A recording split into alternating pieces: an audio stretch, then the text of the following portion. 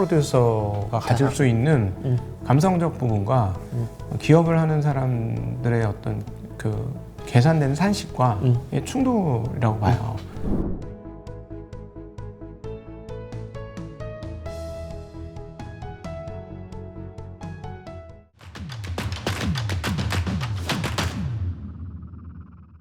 아까 인터뷰 얘기를 살짝 하셨는데 제가 이걸 어떻게 보면 가장 가까운 사람이 그쪽에 있기 때문에 누구보다 그 생리를 잘 알겠다라고 해서 이제 질문을 드릴 수도 있고, 반대로는 그렇기 때문에 말하는 부분에 있어 갖고 좀 조심스러울 수도 있겠다라고 이제 또 생각이 드는 부분도 있거든요. 근데 질문은 드려보겠습니다. 편하게 하세요. 괜찮습니다.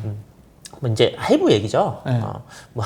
뭐 회사 탈취 사건이라고도 그러고 하여튼 뭐 여러 가지 이야기들이 있던데, 저는 이제 엔터사업은 옛날부터 사람이 가장 큰 문제다라고 했는데, 그 사람이라는 게 네. 예를 들면 뭐 SM을 떠났지만 이수만이라는 사람이 머리 가르마의 비율까지 일일이 다 간섭하기 때문에 그 사람의 한 사람의 영향력이 너무 크다. 네. 이게 문제다. 그래서 좀 분산시킬 필요가 있어서 레이블을 여러 가지 두고 하는 게 낫다라고 했는데, 그렇게 하니까 또 뭐요? 그 레이블 안에서도 서로 막 간섭, 위 막 생기고, 이렇게 그러니까 뭐가 정답은 없는 것 같은데, 결국 이 사람의 리스크가 너무 큰 사업이 아닌가라는 결론이 이제 든단 말이에요. 그러니까 멀티 레이블을 한 거겠죠. 네. 근데 이거 되게 재밌는데, 그리고 제가 이제 그 저하고 이제 가까운 친구가 연예 그 기획사에 들어가서 연예인 활동을 하다 보니까 좀 이해도가 깊어졌죠. 여쭤볼게요. 가까운 친구는 맞아요? 엄청 가깝죠. 그러니까 그 뭐지, 이렇게 네. 하늘이 맺어준 인연 이런 거 말고 네. 정말 이렇게 전화 통화도 자주 하고, 전화 통화 거의 못 하죠. 그래 밥도 자주 먹고, 밥도 거의 못 먹어. 네. 뭐 교류도 이렇게 많이 하고. 아니 그냥 속정이 있는 거죠. 경상도 틈에 속정이 있는 거예요. 잘 아시면서. 아니 그러니까 가깝다고 그러시니까. 오히려 이제 저는 개인적으로 자식이 일을 하니까 가까워졌어요. 일을 하니까. 그러니까 고충을 얘기하면 그렇지. 남자는 그런 고충을 좀 겪어봐야지. 힘들긴 하겠다. 근데 나도 그렇소. 나도 뭐 이러면서 그냥 오히려 그 동지애가 좀 느껴져요. 그래서 옛날보다 오히려 더 좋아졌어요. 옛날에 맨날 게임만 하고 있으면 막 화가 나고, 그것 때문에 혼나서 걔는 삐지고 뭐 저는 저대로 화가 나 있고 막 그랬었는데, 뭐랄까 남자 대 남자로서 좀 보여지고, 그다음에 사회생활을 한 사람으로서 사회인으로서 느낌이 있고 뭐 그런 게 있어요. 그래서 이제 덕분에 엔터 사업을 이해하는 데 굉장히 큰 도움을 받았습니다. 그래서 제가 엔터에 눈을 떴어요. 이번 사건을 순수하게 제 개인적으로 혹시나 뭐 하이브라든가 딴 데서 저한테 태클을 안 거주셨으면 좋겠어요. 저 순수하게 제 개인적인 의견인데, 그냥 우리끼리 하는 유튜브 내용이니까 뭐 저거가 있는 거하고는 전혀 상관없고, 제 머릿속에 있는 생각을 회사가 어떻게 알겠어요. 그죠? 저는 이거를 그 M 대표 입장에서 한번 풀어보고 싶어요. 이거 재밌어요. 이거 왜 재밌냐면, M 대표가 보니까는 이 시각 아티스트거든. 일종의 시각. 그러니까 시각적 프로듀서로 시작한 거예요. 시각 프로듀서가 그래픽 디자인, 시각 프로듀서가 확장되어서 전체 프로듀서가 된 영역이에요. 보통 음악을 하던 사람이 프로듀싱을 해가지고 프로듀서가 되는 경우가 많은데, 보여지는 부분. 이것을 배치를 해서 시각적 배치 측면에서 접근해서 그룹을 만든 입장인 거예요. 근데 이제 그렇게 하는 과정에서 뭐 자기를 다 갈아 넣었겠죠. 뭐 그런 과정에서 모두 자기를 갈아 넣으면서 했고, 그게 이제 시대와 사회에 영향을 흡입을 받아서 그게 다 이제 픽업이 돼서 그 사람은 되게 유능한 사람이 된 거죠. 왜냐면 시대의 호흡과 같이 했으니까, 시대의 호흡에 맞춰줬으니까. 그래서 이제 그걸 인정받고 브랜드 오피서가 됐고, 한국 최고의 그 엔터 회사의 브랜드 오피서가 됐고, 그래서 건물도 자기가 다 인테리어라고 해야 되나? 그걸 다 했잖아요. 근데 그것까지 했으니까 브랜드 오피스로서의 역할은 잘했지. 그러니까 제가 보기에는 그 건물에 문제가 없다면, 내부자한테 얘기는 안 들어봤지만, 그러면 역할 잘한 거 아니에요? 뭐 연봉 많이 받는다고 하지만 난 그 정도는 받을 수 있을 것 같아요. 뭐 5억을 받았다는 소리 있긴 하던데 모르겠어요. 근데 어쨌든 그렇게 했는데, 근데 이번 건은 뭐냐면 자기가 직접 그룹을 키웠단 말이에요. 예, 자기가 이제 어떤 식으로 자기 사단이 있잖아요. 네네네. 뭐 작곡가 뭐 이런 사단이 해서 성공했어요. 또 다시 성공을 했으면 이게 자기가 만들어낸 그룹이기 때문에 자기 자식 같은 느낌이 있을 거라는 거지. 원래 기업을 하시는 분들은 회사를 자기 자식처럼 느끼는 부분이 있어요. 네. 근데 문제는 뭐냐면 이 사람 M 대표 입장에서는 비슷한 여자 그룹들이 계속 나오는 거예요. 뭐 아일리시라든가 그다음에 뭐 르세라핌이라든가 그 말 전해지는 거를 보면 카피를 했다라고 주장을 하는 거지. 본인이 그렇게 얘기를 했으니까. 네, 그러니까 쉽게 얘기하면 일종의 카피고 그래서 뉴진스의 브랜드 가치가 떨어지고 있다를 브랜드를 되게 그런 걸 생각하는 사람이니까 그렇게 얘기를 한 거겠죠. 저는 거기까지는 그렇게 할 수 있다고 봐요. 근데 그걸 너무 세게 한 것 같아요.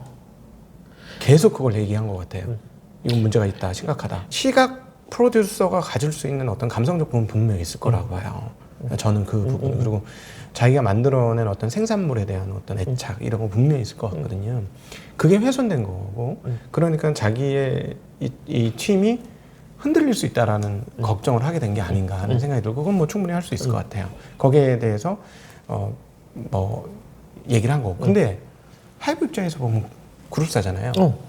근데 이거 하나로 끝나지 않고 계속해서 뭔가 뽕뽕뽕뽕 샘이 솟아나는 수익원들이 창출을 해야 되는 거잖아요. 네. 기업적인 입장에서 보면. 그러니까 사실은 뭐 카피를 했든 안 했든 우리 회사인데 무슨 상관이 있겠어요? 본인들은 2번 타자, 3번 타자, 4번 타자를 계속 만들어서 어떤 영향을 훨씬 더 하고 확고한 그런 기반들을 더 다지고 싶었겠죠. 그러면 그걸 기반으로 세계적인 기업도 될 세계적인 엔터테인먼트 하고 싶었겠고.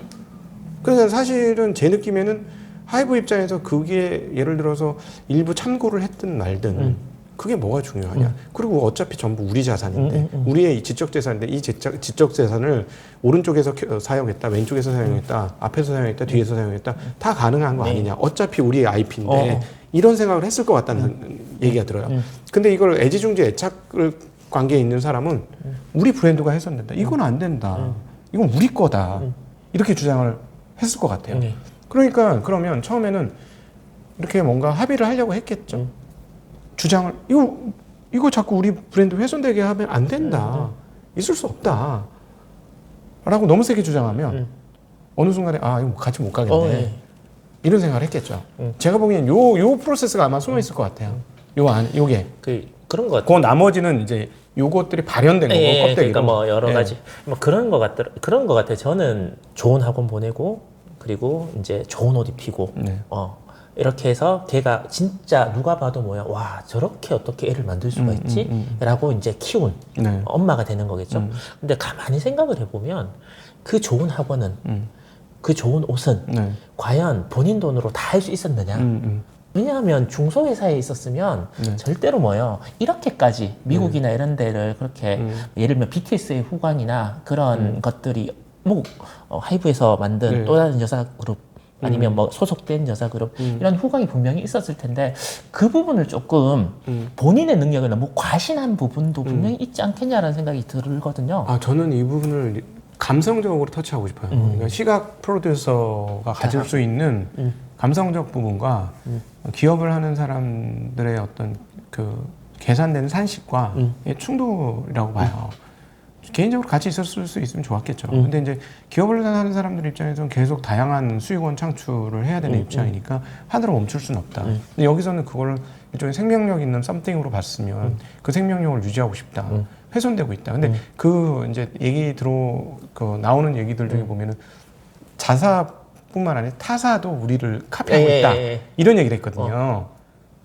그러니까 이거는 정말 되게 감성적인 터치인 거예요. 그러니까 제가 보니까 우리가 옆에서 볼 때 구분을 해야 될 게 이쪽은 처음부터 끝까지 감성적으로 얘기하고 있어요.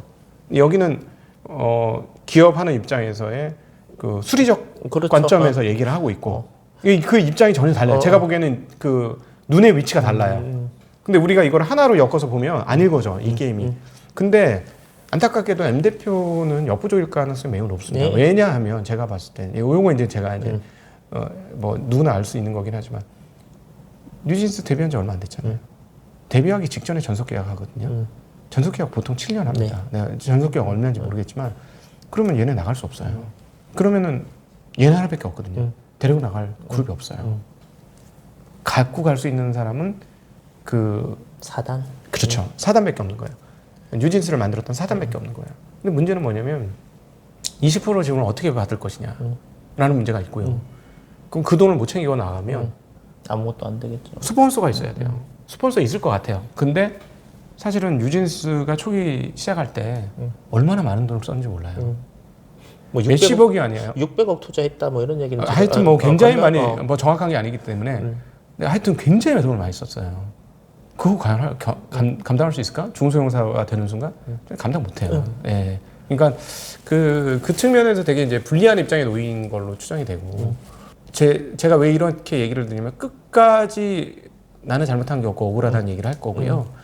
여기서 이제 다른 그 어떤 스킴을 잡고 계속 움직이게 될 겁니다. 그러니까 방향성이 전혀 다른 서로 간의 이야기를 계속 들을 수 있지 않을까 하는 게 이제 제가 이걸 왜 이렇게 봤냐면 사건 터지자마자 민희 대표의 몇 개 안 되는 인터뷰를 다 따봤어요. 제가 봤어요. 아, 이건 뭐 시각 프로듀서라는 관점에서 이 세상을 읽을 테니 그 관점에서 이 사람의 속마음을 들여다보고 해석을 하면 해석이 좀 되네. 예. 그러니까 이쪽 입장에서는 그럴 수도 있는 거 아니야? 이거 같은 회사잖아. 계속 그렇게 해서 따올 수 있는 거지. 그리고 뭐 예를 들면 뭐 뉴진스조차 뭐 1세대 아이그룹, 2세대 아이그룹 그 전으로 넘어가면 뭐 일본에 있는 뭐 예전에 아이돌 그룹 그게 쭉 점층돼서 쌓여와서의 지금이 있는 거지 하늘에서 뚝 떨어져서 나온 건 아니지 않느냐. 이게 이제 불리한 점이 뭐냐면은 무형자산의 IP를 어디까지 허용할 것이냐, 어디까지 인정할 것이냐 이 문제예요. 근데 이제 게다가 같은 회사 안에서의 IP니까 같은 회사 안에서의 무형 IP에 대한 어떤 소유권 이거는 주장하기가 매우 어려울 거예요. 법적 분쟁으로 가도 이거는 뭐 정말 쉽지 않을 거다. 이건 되게 철학적 문제일 건데 결국 의리의 문제이기도 하고, 예. 그리고 이제 이해의 문제이기도 해요. 사람의 감성의 문제이기도 하고. 예. 그래서 이거는 그냥 또 지금 얘기 나오는 댓글들 보니까 또 너무 험악하게 서로 간에 칼질을 하더라고. 제가 보기엔 이거는 그렇게 칼질할 문제까지는 아닌 것 같아요. 네.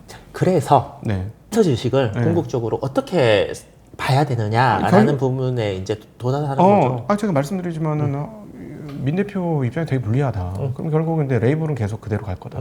레이블 하나가 휘청거리겠지만 뉴진스가 밖으로 탈퇴하기는 아마 전속 계약으로 인해서 되게 힘들 거다라고 보면 그냥 남겠죠. 새로운 SM도 지금 새로운 프로듀서들이 붙었잖아요.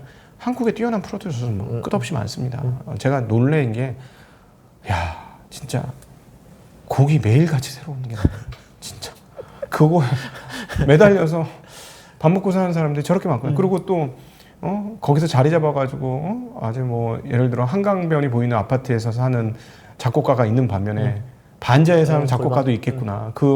나도 한강변 보는 아파트에서 윈도우 창에서 그렇게 하고 싶어하는 걸 꿈꾸는 수많은 사람들이 밑에 딸려 있겠구나. 끝도 없어요. 제가 보니까 이게 그러니까 이 안에 들어가보니까 진짜 저는 그랬거든.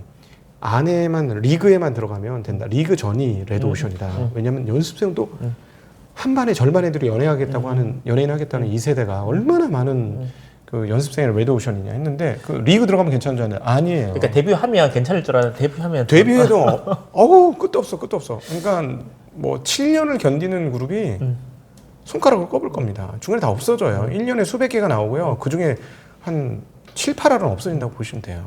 네, 그렇게 보시면 됩니다. 그러니까 이렇게 치열한 산업 그래도 투자 그러니까 할만하죠.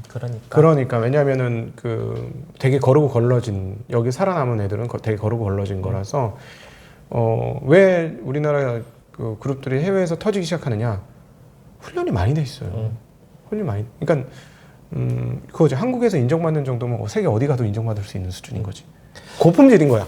네. 비슷한 쪽이 웹툰 쪽이 좀 그런 것 같아요. 그렇죠. 네. 웹툰이 아까 말씀하셨듯이 뭐 인기 작가들은 한강변, 뭐 자기 건물 이렇게 소유하는데 그 채색하는 사람들은 골방에서 진짜 뭐 아이패드는 아니지만 애플 그 제품에 열심히 이제 채색을 하고 있는 사람이 부지기수더라고요. 최저임금 받으면서 일하는 사람 엄청 많을 겁니다.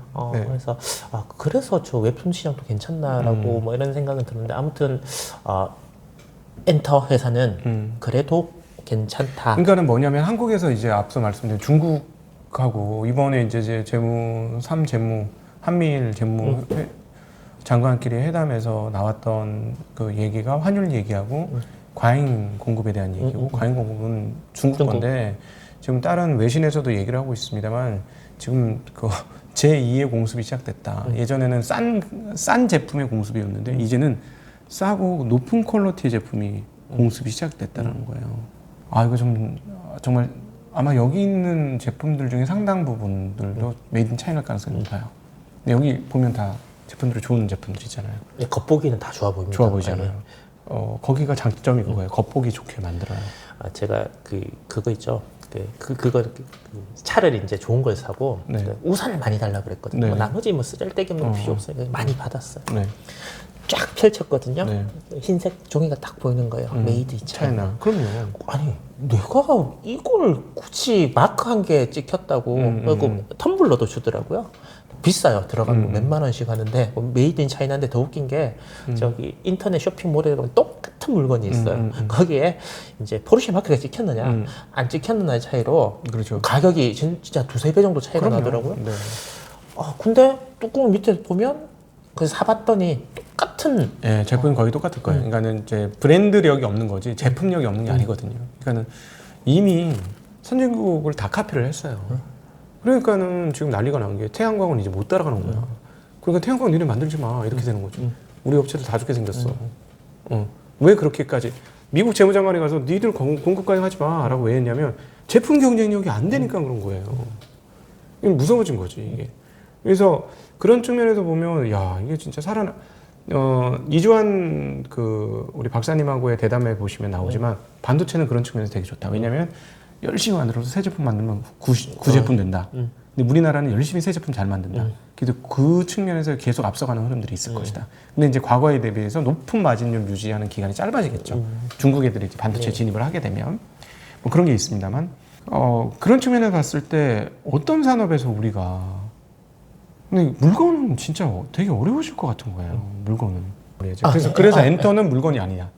물건이 아니죠. 물건이 아니어서 괜찮아요. 사람이죠. 결국은. 네, 근데 서비스도 사람이에요. 근데 요 영역은 살아있을 것 같아서 제가 이제 엔터에 관심. 엔터를 네. 이렇게 보신다. 네. 알겠습니다. 이제 환율 얘기를 이제 한번 엔화 이야기를 한번 해보고 싶은데요. 뭐 엔화가 뭐 34년 만에 최저다. 네. 그래서 제가 한 2주 전에 일본을 갔다 왔거든요. 네.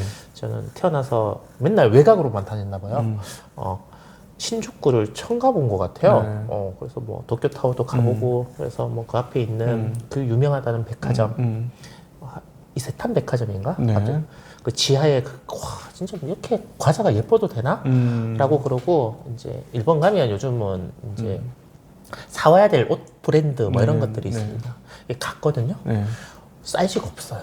한국 사람이나 외국 사람 다 사가고. 거의 뭐 한국 사람들이. 그리고 거기 이제 미국 사람, 일본 사람들도 이제 좀 소득이 높은 사람들은 이제 소비를 좀 하는 거 같아요. 그렇게 하더라고요. 그러면서 보니까 뭐 예를 들어서 우리나라에 수입하는 물건보다는 당연히 싸고 또 환전도 앞에 8자 정도는 아니면 900원. 네. 그리고 뭐 리펀치 텍스 리펀 해주고. 네. 뭐 백화점에 쿠폰 오프. 그래서 와 일본 가면 물건이 참 싸구나. 그래서 우리나라 사람들이 여기서 이렇게 참 좋은데. 그렇다 보면 일본의 수출품 우리나라 같이 경쟁하는 뭐 자동차를 비롯한 얘네들은 앞으로 계속 이런 식으로 가면 힘들지 않을까? 라는 생각까지도 이제 한번 해봤었거든요. 관광 대국이 된 거잖아요. 일본은 지금 관광 대국이 된 거죠. 그래서 동남아 됐다 그랬잖아요. 계속 일본 동남아예요. 이제부터는 제가. 근데 앞으로도 계속 이런 식의 뭐 일본 경제나 일본 발전 밖에 그러니까 그러니까 결국은 저거죠. 그 소비를 해줄 수 있는 임금 인상이 있느냐. 근데 가장 큰 문제고리는 중소기업이 너무 많아. 일본은 그렇죠. 중소기업은 97%, 99% 뭐 이런 얘기를 하니까는 중소기업이 너무 많기 때문에 대기업은 올려줄 거예요. 그러니까 거기도 편차가 더 생기겠죠. 제가 보기엔 이 정책 포기할 것 같지는 않습니다. 계속 이렇게 되면 국민의 궁핍화를 통해서 경기를 살리는 과정들에 좀 들어갔다라고 감히 말하면 이런 말씀을 좀 드릴 수 있을 것 같고 그럼에도 불구하고 이렇게 되면 경기가 전체적으로 호조될 가능성은 매우 높습니다. 저는 자동차도 일본 굉장히 위기라고 생각하는데 하이브리드 기술이나 이런 건 굉장히 좋은데요. 계속 말씀드리지만 저는 이제 자동차 살 때 30년 탈 거야. 이렇게 하고 차 사는 사람 뭐 얼마나 될까 이제. 이쁘고 편리한 차를 사지? 그 도요타 회장은 그래도 새로운 엔진을 개발해야 된다. 네. 그게 뭐 살 길이다. 연비 좋은 거 하겠죠. 그리고 전기차는 아무리 많이 해더라도 30% 이상의 점유율을 넘기는 힘들 거다라고 세계 1위의 자동차 회사에서 주장을 하고, 그리고 지금까지는 네. 어찌됐든 요 시점에서 보면 하이브리드 자동차 시총 보면 장난 아니지 않습니까? 네. 그래서 맞나? 네. 근데 아직도 도장을 찍고 팩스를 쓰는 나라라 그거 감안하고 봐야 될 것 같아요. 걔네들이 하는 얘기들은. 하긴 현금 쓰고 현금도 다 자판기로 받고 네. 정말 신기하긴 신기하더라고요. 예. 그렇죠. 그러니까 뭐랄까요? 계속 말씀드리지만 메이지 유신 이래로 윗라인에서 혁신이 없으면 변화가 없는 나라인데, 이번에 사실은 윗라인에서 혁신이 있었던 거예요. 아베노믹스가 결국은 윗라인에서 그 위에 있는 지배층들이 이 방식으로 가겠다고 결정을 한 거고, 근데 그 방식이 국민의 궁핍화예요.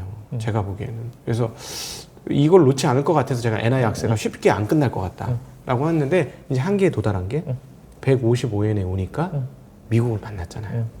여기서는 더 안 된다고 마음을 먹은 거예요. 그러니까 만난 거고.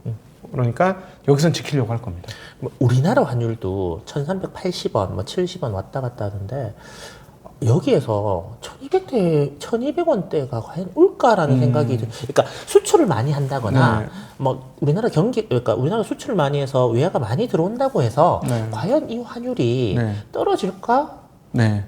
아주 좋은 질문이시고, 이 부분에 대해서 인조 센터장이 얘기했고, 저희 이제 아마 저희 이 영상 앞전에 찾아보시면 그 내용이 나오는데, 한국의 경쟁력이 그만큼 떨어진 것이다.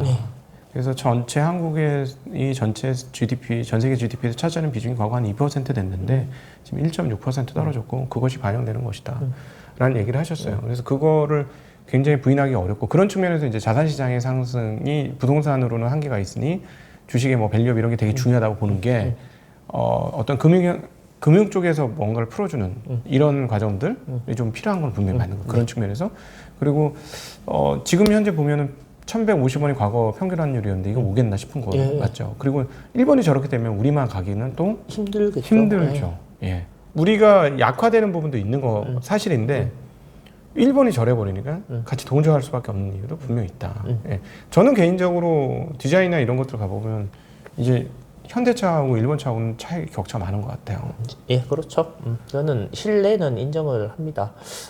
실외도 그래요. 그것도 인정을 합니다. 최근에 그 어디라 도요타의 큰 차 있어요. 알파드. 아니, 타보셨습니까? 엄청 좋잖아요. 네, 엄청 좋습니다. 엄청 좋잖아요. 엄청 좋습니다. 제가 이러니까 일본 빠갔네. 1억 정도 하잖아요, 차값이. 예, 9천 몇백만 원 합니다. 1억입니다. 근데 그 뒷문 어제 뒤에서 봤거든요, 그 차. 앞에서도 보고. 안 사고 싶어요. 진짜. 타면 정말 좋습니다. 차 좋은 건 알아요. 예. 차 좋은 거 아는데 저거를 내가 저 그냥 차라리 스타리아를 사야 되겠다. 그렇게 말씀하시면 용나요? P 붙은 차랑 그 P 붙었습니다. 중고차가. 스타리아가? 아니요. 알파드가? 차 좋죠. 차 좋은 건 알아요. 왜냐하면 전 세계적으로 지금 수요가 해서 우리나라의 공급 물량이 적대요. 그리고 그러니까 일본의 디자인이나 이런 것들에 대해서 확실히 예를 들면 꼼대든 아니면 스투시든 요즘 젊은 애들이 되게 많이 입잖아요. 다 일본 브랜드단 말이에요. 저놈의 디자인들이 과연 좋은 건가 생각을 하지만 또 뭐요? 일부 뭐 의주나 이쪽에서는 또 세계적으로 우리나라보다 훨씬 더 인정을 받는 부분도 있으니까. 그래서 그러니까 저는 사실 전기차로 제가 이제 차를 한번 이렇게 고민을 하고 있는 시점인데 선뜻 전기차로 안 가고 하이브리드로 가는 게 맞지 않을까라는 생각을. 그거는 경험을 안 해보셔서 그래요. 저는 다시는 내연기로 못 갑니다. 다시 한번 하이브리드를 경험해 보시면. 그럼 일단 주유소 가는 게 너무 스트레스예요. 그게 이해 안 되시죠? 주유소 집밥을 먹여서 그래요. 네. 아니 집밥도 집밥이지만 이제 요즘에 거점에 이제 충전하는 데가 있어요. 이제 정해놓은 거예요. 왜냐하면 우리의 삶의 패턴이 90%는 거의 똑같기 때문에 여기서 충전하면 되고 여기서 충전하면 되고, 저는 급속 충전도 이제 안 해요. 저속 충전만 한다는 거예요. 그래서 충분하거든요. 그러니까 딱딱 정해놓고 하니까 세상 편한 거예요. 그다음에 정비소를 단 한 번도 안 갔잖아요. 이런 게 엄청나게 편해요. 정비소 단 한 번 안 가고 업그레이드 알아서 해주고. 그러니까 실내는 계속 조금씩 좋아지는 거예요. 스마트폰처럼. 이런 것도 있고, 딱 하나 하는 정비가 타이어 언제쯤 갈지? 이 고민이. 그것도 스트레스이긴 한데 저는 타이어 언제 가는 게 제일 스트레스예요. 자동차에서. 저는 이제 테슬라를 3를 타는 다른 분이 있는데 계속 뭐 경고등, 타이어 경고등 들어와서 AS 받으러 이제 한번 문제 있으면은 계속 있더라고요. 뭐 문제가 그런 생기면 것들을 힘들죠. 그런 네. 것들을 이제 보고 또 사고 나서 그거 AS 안 되겠죠, 잘. 예. 거의 폐차죠. 네. 그러니까 그런 것 들으면, 그러니까 지금은 아니다, 아직은 아니다. 또 뭐 제가 단독주택에 사는 것도 아니니까. 네. 그래서 지금 하이브리드로 가는 게 가장 현실적이고 합리적인 선택이 아닌가라는 사고 날 생각을. 확률도 많이 없어요. 저는 사고 날 뻔한 거 여러 번 있었는데 다 그 제어 장치가 상당히 많이 도와줬어요. 네. 그래서 이제 장단점이 분명히 네. 있는데 워낙 좋게 말씀을 하시니까 제가 이제 그렇지 않게 생각을 하는 사람도 많다라는 근데 부분들은. 뭐 지나보면 한 10년 지나보면 알겠지만 이건 정해진 미래입니다. 예, 근데 이제 가격이 비싸서 대중화가 안 되는 거지. 제가 보기에는 왜냐하면 간단히 말해 한국의 택시들이 지금 전기차 비율이 얼마 빨리 물론 할인을 엄청나게 해서 그런데 물어보세요. 운전이 직업인 분들이에요. 내연기관으로 다시 돌아가겠어요? 제가 몇 분한테 물어봤거든요. 아니요. 택시 분들이 그게 직업이고 그게 밥벌이 전부 수단인데 편하다는 얘기입니다. 월등히 편합니다. 네. 알겠습니다.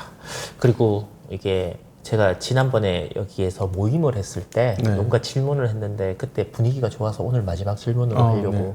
분위기가 좋았다기보다는 우리가 생각하는 것보다 좀 다르게 생각하시는구나라는 부분도 있어서 이제 미국 대선이 네. 이제 한 6개월, 7개월, 네. 6개월 정도 남은 것 같네요. 네. 그 정도.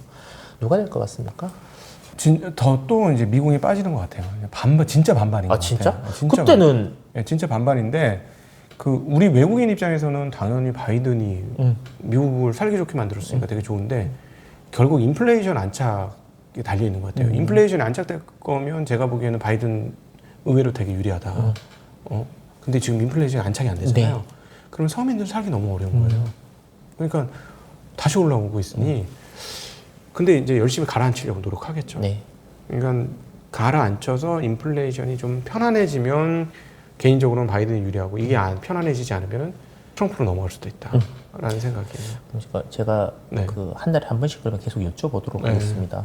인플레이가 좀 안정이 돼야지. 저는 인플레이에 달렸다고 봐요. 지난번에는 제가 왜 여쭤봤냐면 바이든 쪽이 그래도 좋게 본다. 왜냐면 그 당시에는 다 트럼프 된다고 했거든요. 네. 다 아닌데 내가 보니까 경기가 되게 좋고 인플레이션 안정되고 이랬는데 지금 한 달 사이에 인플레이션이 안정이 안 되는 걸로 나오고 있잖아요. 그래서 이제 핵심 키는 미국에서 인플레이션의 대선을 결정하지 않겠는가? 라는 개인적인 생각은 그렇게 하고 있어요. 네. 알겠습니다. 이제 뭐 4월 달이 지나서 이제 5월 달이 했는데 혹시나 이 하반기까지는 아니지만 이 중간 올해 중간에서의 뭐 각오나 다짐 이런 것들이 있으면 마지막으로 한번 해주시고 마무리하면 어떨까 싶습니다. 처음으로 언더퍼폼을 해가지고 제가 많이 괴롭습니다. 그래서 요즘에 생각하는 게 목숨 걸고 일을 하지 말아야 되겠다는 생각이 들어요. 자꾸 언더퍼폼 하니까 자꾸 나쁜 생각이 막 드는 거예요. 진짜? 네, 그러면서 여기 창이 너무 큰데? 아니 창 안 뚫어져. 근데 제가 무슨 생각을 했냐면 내가 목숨을 걸고 일하고 있구나라는 게 이 뜻이구나라는 걸 알았어요. 그러니까 진짜 오랜만에 2018년 이후에 처음으로 지금 언더퍼폼을 하고 있는데 너무 괴로운 거예요. 볼 때마다 가슴에 상처가 생겨. 제가 보통 이제 과거의 상처들은 지나면 잊혀지거든요. 근데 2018년을 왜 못 잊냐, 2017, 18년 사이를 왜 못 잊냐면 그때 너무 괴로웠어요. 그게 시즌2가 된 거예요. 제가 지금. 근데 저는 이제 6월달 이후로는 회복될 거라고 믿습니다. 6월달 이후로는 회복될 거라 믿는데 일단은 저희들한테 돈을 맡겨주신 분들은 전부 플러스 내고 나면 제2의 인생을 살 수도 있겠구나. 일단 다 플러스 내주고 은행 이자보다 바라기는 한 2배 이상 누적 수익률을 만들어주고 나면 너네 좀 편하게 살아야 되겠다는 생각도 좀 지금 조금 그러진 않을 거지만 그런 생각도 좀 있어요. 편하게 사는 건 저한테 물어보시면 제가 또 먼저 한번 살아봤기 때문에 잘 알려드릴 수 있습니다. 그러니까 힘들게 자전거 타고 이렇게 하는 거 편한 거 아니에요. 제가 그리고 최근에 깨달은 바가 있어요. 버핏에 대해서 공부를 하면서 깨달은 바인데 버핏이 왜 이렇게 오래 살았을까? 운동을 안 해서. 운동도 안 하고 햄버거 먹었잖아요. 콜라만 먹고 불가사의잖아요. 자기 하고 싶은 일만 했구나. 자기 하고 싶은 일만 했어요. 그래서 제가 최근에 이제 나이 먹고 깨지고 지금 이번에 이제 언더퍼폼을 하고 나서 읽는 버핏은 좀 느낌이 많이 달라요. 제 이제 독일책방에서 보셨으면 다시 한번 확인하실 수 있는데 목숨 걸어놓고 일할 게 아니고 편안하게 살 수 있게 투자를 해야 된다라는 생각으로 이제 점차 바뀌고 있어요. 버핏은 굉장히 편하고 즐겁게 투자를 해서 오래오래 사는 거예요. 자기가 하고 싶은 대로만 해서. 그러니까 결국 즐기는 사람을 못 이기는. 근데 그 사람은 투자를 즐기는데 자기 방식대로만 하는 거거든요. 제가 이제 포인트를 잡은 거죠. 온갖 거를 다 뭐 우리의 전략은 턴어라운드, 그다음 저평가, 가치주 발굴, 이벤트 드리븐, 그다음에 또 이슈가 있는 것들, 법적 이슈가 있는 것들, 뭐 이런 것들 찾아가지고 뭐 하겠다 등등등 여러 가지를 하잖아요. 그렇게 하는 게 아니고 단순한 방법으로 자원을 제일 잘 활용하는 회사를 찾아서 그 회사에 투자하면 된다. 이게 버핏의 방식이고 간단하게 말씀드리면 이게 버핏의 방식이고 이 방법이 언제 어디서나 투자에 있어서는 최선이었구나 라는 거를 이번에 다시 한번 깨달았습니다. 근데 문제가 조금 있어요. 한국은 그게 조금 왜곡됩니다. 이 그 거버넌스 때문에. 네. 그래서 이 거버넌스가 바로 잡히면 우리도 미국식으로 갈 수 있는데 거버넌스 잡힐 때까지 시간 꽤 걸리겠죠. 그럼에도 불구하고 그 틈새에 비슷한 기업들을 좀 찾아내서 이제 투자를 해야 되겠고, 일단 그 전까지는 우리가 쓰던 방법을 일부 써야 되겠지만 시간이 지나면 차츰 이렇게 일관된 패턴의 방식들로 투자의 방식을 변형해 가야 되겠다라는 생각을 지금 하고 있습니다. 알겠습니다. 버핏 이야기는 나중에 또 기회가 되면 네. 조금 더 깊이 이야기를 나누었으면 하고요. 네, 오랜만에 해서 시간을 엄청 오래 했다. 맞죠? 네. 아무튼 할 얘기가 항상 만나면 많아지는 것 같습니다. 네. 여러분들께도 의미 있는 좋은 시간이었기를 바라겠습니다. 고맙습니다. 감사합니다.